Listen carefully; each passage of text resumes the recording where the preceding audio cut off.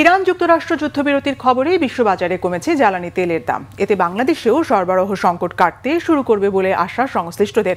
তবে এখনো সীমিত পরিসরে জ্বালানি সরবরাহ করছে পাম্প ও ফিলিং স্টেশনগুলো। আজও দীর্ঘ লাইনে দাঁড়িয়ে গ্রাহকদের তেল সংগ্রহ করতে দেখা গেছে। গ্রাহক ও পাম্প কর্তৃপক্ষের পাল্টাপাল্টি দোষারোপের পাশাপাশি প্রভাব খাটিয়ে লাইন ছাড়াও অতিরিক্ত তেল সংগ্রহের অভিযোগও পাওয়া গেছে। বিস্তারিত মামুন আবদুল্লাহর রিপোর্টে।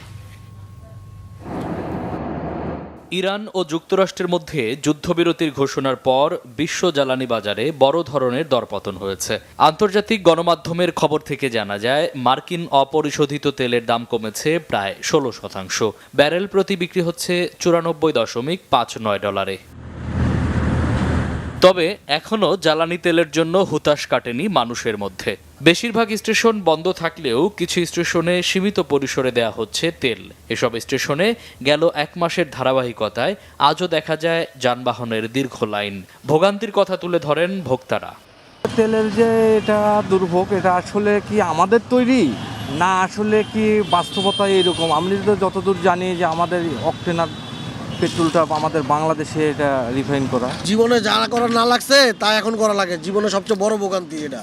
আমি যে একবার 3 ঘন্টা 10টা বাজে আসছি আর অলমোস্ট 12টা বাজে পাচ্ছি তেল। তো আমি কি চাবো যে আবার আমি লাইন দাঁড়াইতে? বাংলাদেশ তো সিন্ডিকেট, সব কিছুতে সিন্ডিকেট। এখন তারপরেও তেলের দামটা যে এখনো বাড়ে নেই, এটা সরকার প্রশংসার দাবিদার রাখে। আমরা তো ঘুরতে আছি জায়গায় জায়গায় তেলের জন্য, কোনো জায়গায় তো তেল পাইতেছি না। এখন 500 টাকার তেল দিলে একদিন কভার হয় না, 2 দিনও যায় না। স্টেশনে প্রভাব খাটিয়ে অতিরিক্ত তেল নেয়ার অভিযোগও করেন অনেকে। এই পর্যন্ত আসলাম, এখন বাজে 12টা 11। হ্যাঁ, এখন সংসদের গাড়ি আসছে বলে, তার কাছে জিজ্ঞাসা করলাম, ভাই আমরা তো 5টা দিয়ে দাঁড়া আছি।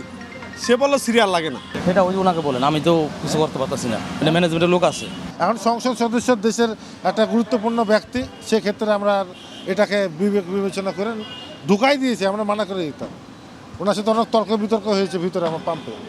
পাম্পের লাইন কমানো এবং মজুতদারি নিয়ন্ত্রণে ফুয়েল পাস চালুর পরামর্শ ভোক্তা ও পেট্রোল পাম্প কর্তৃপক্ষের।